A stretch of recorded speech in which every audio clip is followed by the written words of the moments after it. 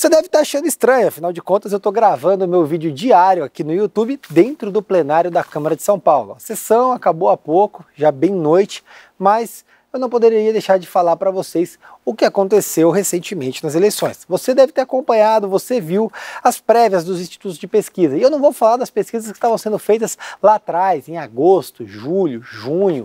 Vamos falar da pesquisa que aconteceu no sábado, na sexta-noite e no sábado. Os institutos de pesquisa trouxeram erros crassos, erros grotescos, que chegaram a dar uma diferença entre Lula e Bolsonaro de mais de 14 pontos percentuais. Em níveis de Brasil, estamos falando de mais de 10 milhões de votos. Aí para e pensa, será que 10 milhões de pessoas mudaram a intenção de voto da noite para o dia? Do sábado para o domingo, 10 milhões de pessoas mudaram o candidato que pretendiam votar? Será que o Lula perdeu tanto voto de sábado para domingo? Será que o Bolsonaro ganhou tanto voto do sábado para o domingo? Ou será que efetivamente os institutos de pesquisa tentaram de alguma maneira induzir você, eleitor, a votar no candidato que eles querem? Aqui na Câmara, por exemplo, muitos vereadores ligados ao PT, vereadores que gostam do Partido dos Trabalhadores, que votaram e declararam voto no Lula, disseram que são erros matemáticos, que é simples, o Einstein erraria, são erros matemáticos, afinal de contas são pesquisas e não são exatas. Mas se a matemática não é exata, como nós não vamos confiar? Matemática, ao contrário da política, é uma ciência exata e a função da matemática na política é justamente medir o retrato eleitoral naquele momento. O que não dá para admitir é uma variação tão grande justamente no período de 24 horas. Vamos lá, para e pensa. Qual é o fundo da pesquisa? Qual é o objetivo da pesquisa na eleição? Primeiro, nortear estratégias de campanha dos candidatos. Segundo, entender a opinião das pessoas, a vontade delas, o que elas desejam, o que elas acham certo, errado, o que é importante para aquele momento.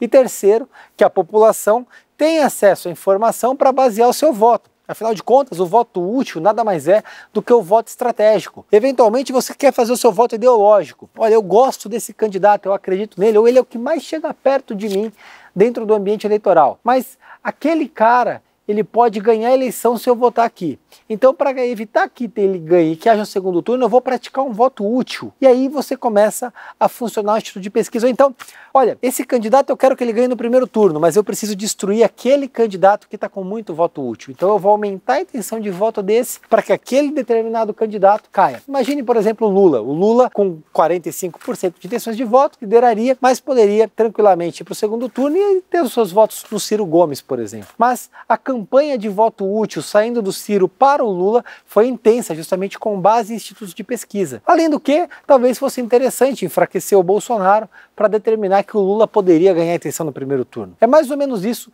que a gente pensa quando a gente olha para o espectro das pesquisas às vésperas da eleição. Eu vou ser bem sincero com vocês, eu nunca fui um cara de acreditar em teorias da conspiração. Eu costumo debochar e falar que a galera veste chapéu de alumínio. Mas é muito engraçado como os institutos de pesquisa eles erram sempre em favor do candidato do PT. É impressionante como o candidato do Partido dos Trabalhadores, o candidato da esquerda, na verdade, a galera do Leblon resolve apoiar, ele sempre está na frente, sempre erra para mais, e os adversários dele caem para menos. A gente pegar em 2018, foi assim. Em 2020, nas eleições municipais, foi assim. E em 2022, é abissal. Nós estamos falando de uma diferença do Lula para o Bolsonaro em favor do Lula de até 14 pontos percentuais. Isso é um erro grotesco e isso tem que ser investigado. Eu não consigo acreditar que isso é simplesmente um erro matemático, um erro de dados de aferição. Isso, na realidade, me cheira a fraude. Isso me cheira uma medida sorrateira para manipular a opinião da população em favor do candidato que estes institutos querem que ganhe. Na realidade, estes institutos,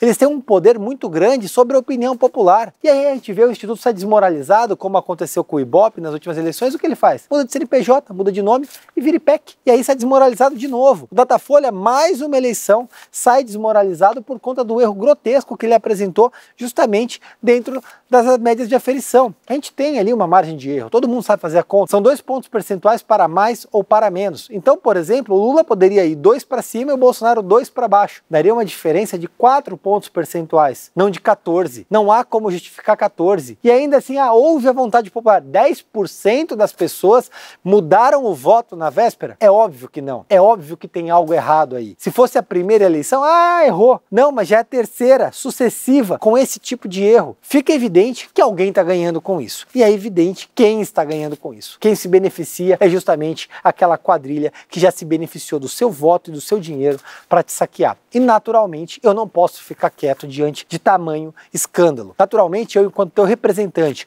como vereador, como advogado, não posso ficar quieto diante de uma tentativa de fraude das eleições, de manipulação dos votos. A despeito do chororô da esquerda, dos vereadores aqui torcerem o nariz, alguns deles porque querem o Lula, sinto muito se os petistas vão ficar chateados. Consegui as assinaturas e protocolei a abertura da CPI, da Comissão Parlamentar de Inquérito dos Institutos de Pesquisa Eleitoral aqui na cidade de São Paulo. Chega desse tipo de fraude, chega de manipular a população, chega de manipular o eleitor em favor de quem eles querem que ganhe. Isso é uma afronta à democracia e à tua liberdade. Eu tenho certeza que a Câmara vai instalar a CPI. Nós vamos investigar todos estes institutos e que fique claro, esse tipo de fraude é crime eleitoral. E nós vamos levar os envolvidos à justiça, custe o que custar. Tamo junto, um abraço e vamos processar tudo.